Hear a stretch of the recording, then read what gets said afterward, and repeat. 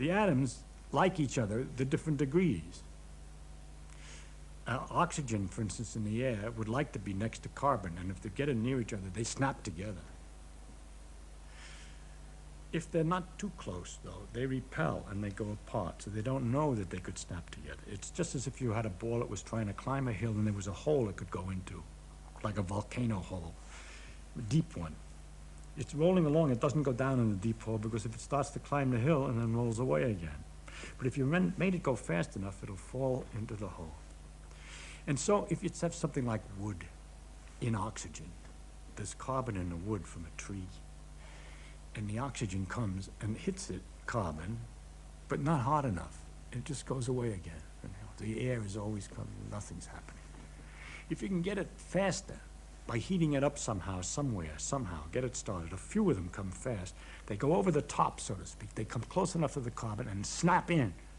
And that gives a lot of jiggly motion, which might hit some other atoms, making those go faster, so they can climb up and bump against other carbon atoms, and they jiggle, and they make others jiggle, and you get a terrible catastrophe, which is one after the other. All these things are going faster and faster and snapping in, and the whole thing is changing. That catastrophe is a fire. It's just a way of looking at it, and these things are happening. They perpetual, once it gets started, it keeps on going. The heat makes the other atoms capable of reaching to make more heat, to make other atoms, and so on. So this terrible snapping is producing a lot of jiggling, and if I put, with all that activity of the atoms there, and I put a cup of coffee over that mess of wood that's doing this, it's going to get a lot of jiggling. So that's what the heat of the fire is. And then, of course, if you see, this is what happens when you start to think. You just go on and on, wonder where, how did it get started? Why is it that the wood's been sitting around all this time with the oxygen all this time, and it didn't do this earlier or something? Where did I get this from? Well, it came from a tree. And the substance of a tree is carbon. And where did that come from? That comes from the air. It's carbon dioxide from the air. People look at trees and they think it comes out of the ground. The plants grow out of the ground. But if you ask where the substance comes from, you find out, where do they come from? The trees come out of the air? They surely come out of the air. No, they come out of the air.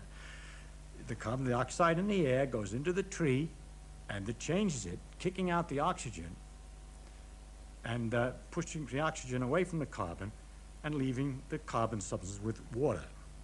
Water comes out of the ground, you see. Only how did it get in there? It came out of the air, didn't it? It came down from the sky. So in fact, most of a tree, almost all of the tree is out of the ground. I'm sorry, it's out of the air. There's a little bit from the ground, some minerals and so forth. Now, of course, I told you the oxygen, we know the oxygen and carbon stick together very tight.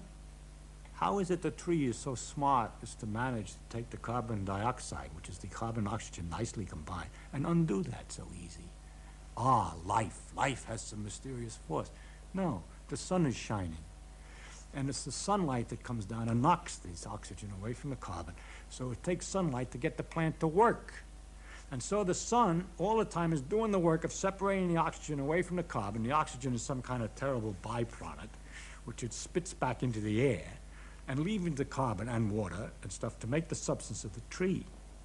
Then when we take the substance of the tree and stick it in the fireplace, and there's all the oxygen made by these trees, and all the carbon would much prefer to be close together again.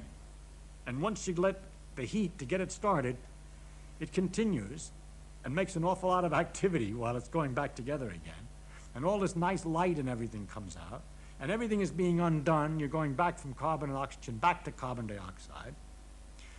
And the light and heat that's coming out, that's the light and heat of the sun that went in. So it's sort of stored sun that's coming out when you burn it, a log.